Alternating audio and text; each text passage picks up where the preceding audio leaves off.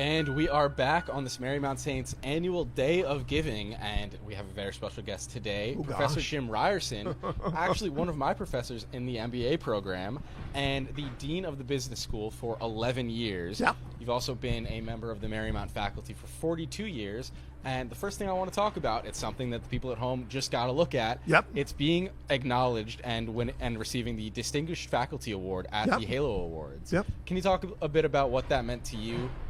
Yeah, Halo Award was huge. In 2005, I actually got the Draghi Award. So that was the students voting on that award. That was a huge honor. And this is more the administrative level. People won it before me. Diane Murphy, she's amazing. Don Levanti just won it last year. You probably know Don Levanti. Yes, I do. He's a dear friend, a special guy. So get to join that group as one of the early winners of the Halo Award was a great, great honor. Huge gala that we had at the Congressional Country Club just a few weeks ago, which was wonderful as well. And can you talk a bit about the roles you've had on your shoulders during your time here and how you've seen the department change over the last 42 years? That's a great question because I've probably done, from a faculty member's perspective, almost everything you can do. So I was a regular faculty member for about 15 years. When I came to Marymount as a marketing professor, we didn't have consumer behavior, international marketing, market research. I got to build and teach those courses for about 15 years. Then for 10 years, I was the chair of the management and marketing department. So I started to get a little taste of administration doing that. At the end of that, for 11 years, as you alluded to, I was the dean. And that was wild because we were the dean of the School of Business, but we were really growing the technology programs as well. So we were evolving into business and technology. Now, wonderful synergy, business, technology, and design. So just that linkage amongst those three entities, I think is really powerful, a real differentiator for Marymount. And can you talk a bit about how that process of integrating them and also the importance of having all these departments, which sometimes from an onlooker's perspective might seem vastly different, but also are very interlocking? Yep. So once again, when I was first dean, we were mainly a school of business, and we had a master's program in information technology and a couple of computer science courses.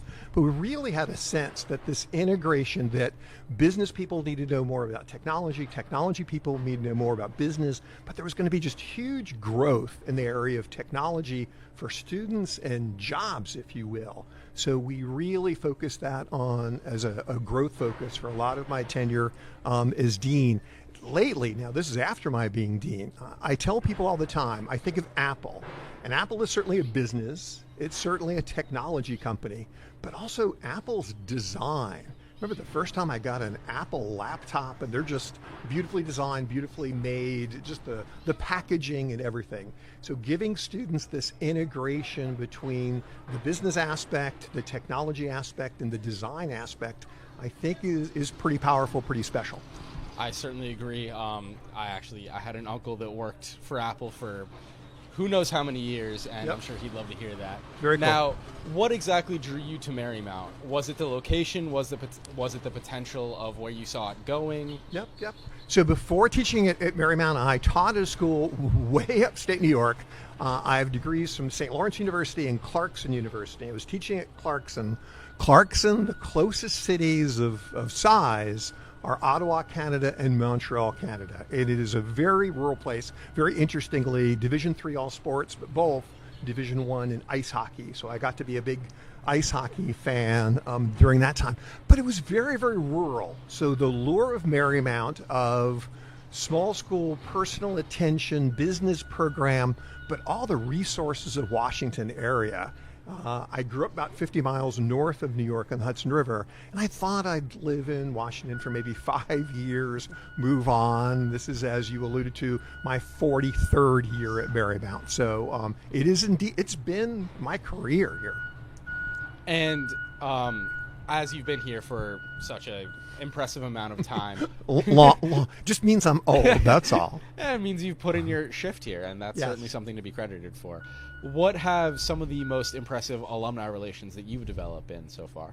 Boy, that's a great question. I've actually had, just a very personal, I've had 2 nephews come here, and they were both kind of scholar athletes. And I think for both of them, they would say they've made friends that are lifelong friends. The degrees they've earned at Marymount have been super, super important to their career.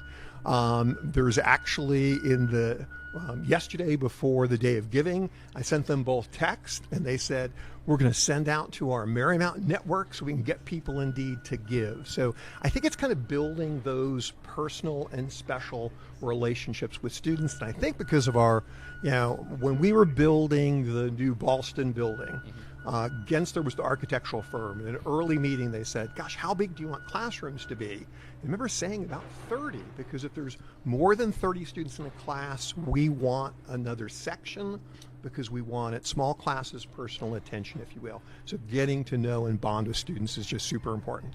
Well, I mean, that was the number one selling point for why I came here, was to have that personal connection with the professors. And I can say Marymount has certainly done its part and more to prove myself right in making that decision. Yep, most definitely. With it being the Day of Giving, just to wrap things up. Sure. What sort of things are you looking forward to in the Department of Built, and what could a donation help go towards? Yep. So I don't want to be redundant. I think we've done a great job integrating business and technology.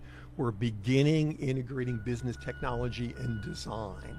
So things like I'm integrating more design thinking into business courses, maybe having some sort of an incubator, if you will.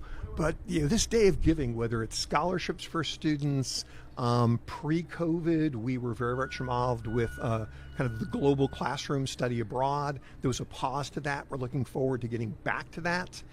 Scholarships for students, they can do study abroad. That's just so rewarding, so enriching. So lots of exciting things to go, although my tenure here is probably only a few more years. I'd like to think you got another 42 in you. Oh gosh, that would be scary for everybody. So, well, Professor Ryerson, thank you so much for taking the time out of your day. Great chatting with you as always. Thank you. Continue this Day of Giving here at Marymount. Thank you for all you do for Marymount. Thanks.